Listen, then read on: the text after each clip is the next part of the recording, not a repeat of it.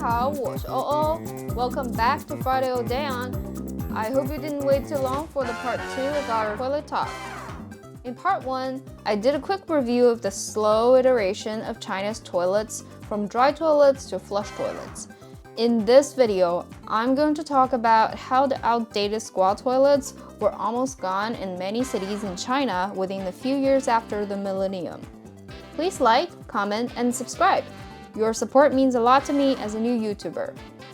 2008 was a big milestone for China because in August that year, Beijing held the 29th Summer Olympics. You might be surprised how much we value this opportunity.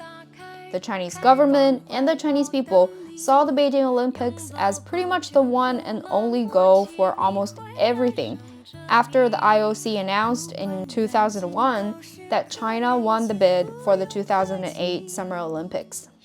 The Olympics was the single biggest event where millions of people outside of China would come visit during 1 month. So China must use this opportunity to tell them, hey, we were not weak anymore, we're not intimidating just because we speak a different language. In fact, we have great culture, amazing products, unique landscape, rich history.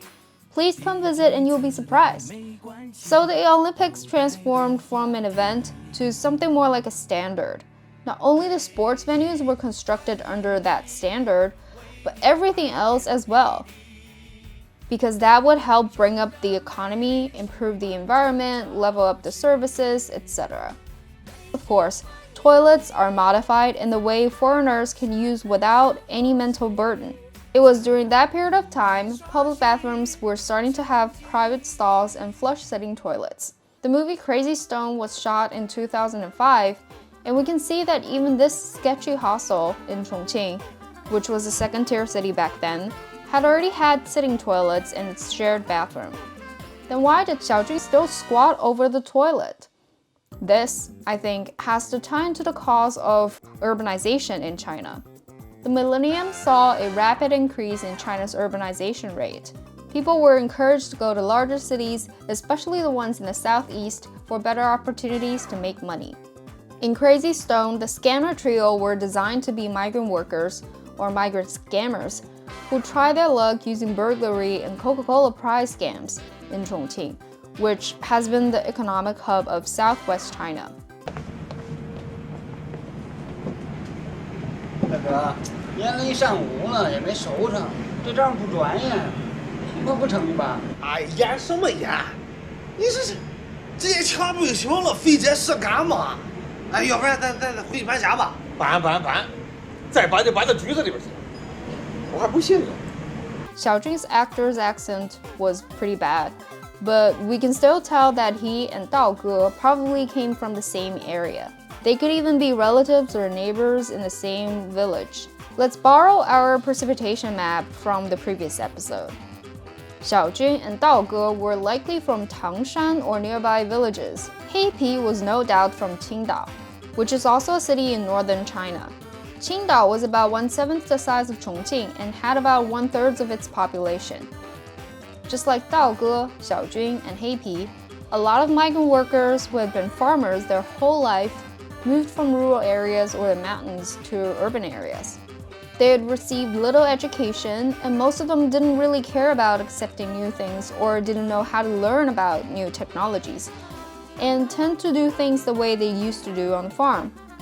Squatting on a sitting toilet was one example, because to them, squatting was the one and only way to poop.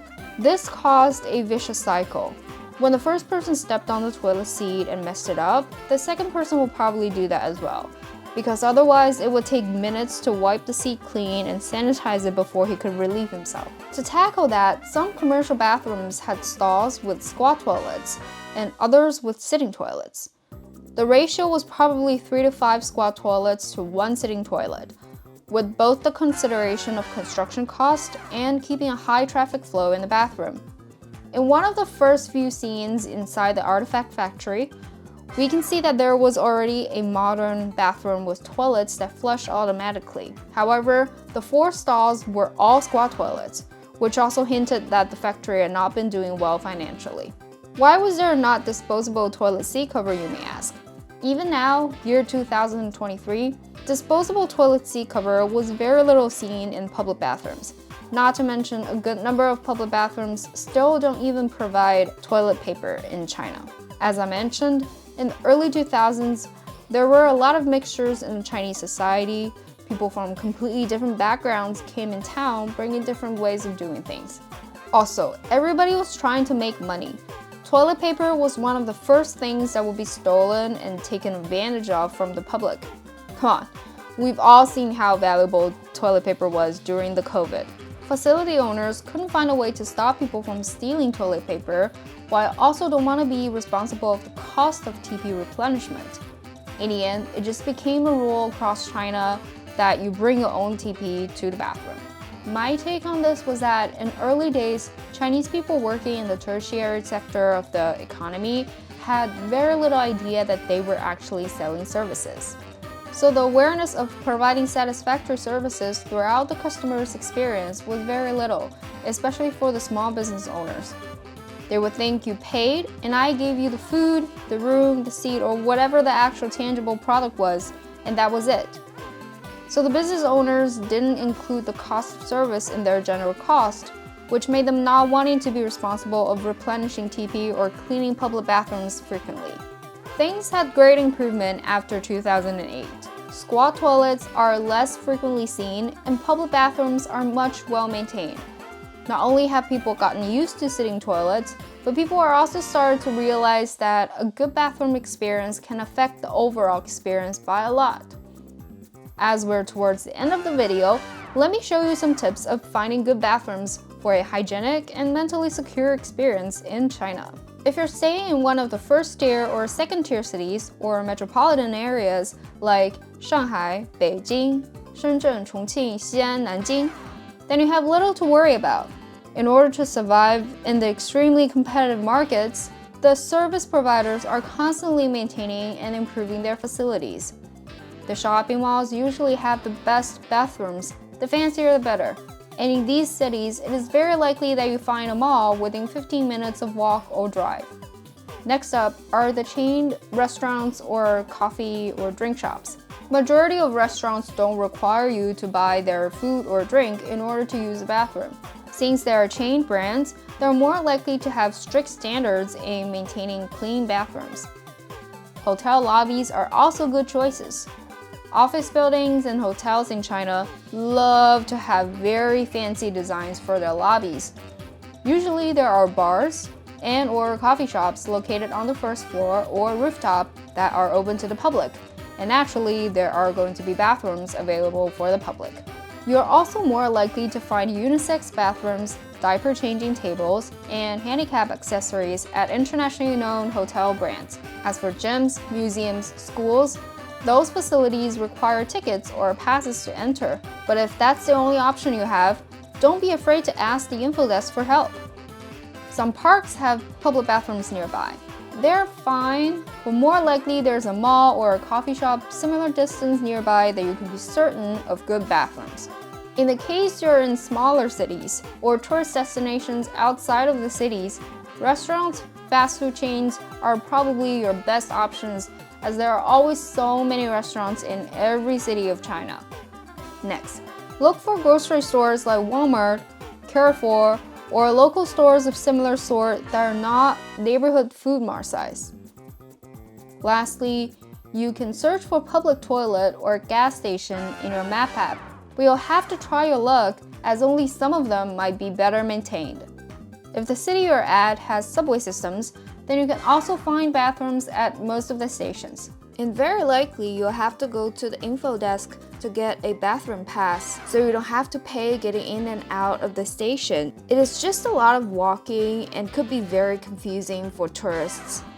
Toilets there are not the best, so I don't recommend them when you're in larger cities, for you have so many good options around. One asterisk here is that you will want to bring some toilet paper with you all the time. It is more likely that public bathrooms in these areas don't provide toilet paper or don't replenish toilet paper frequently.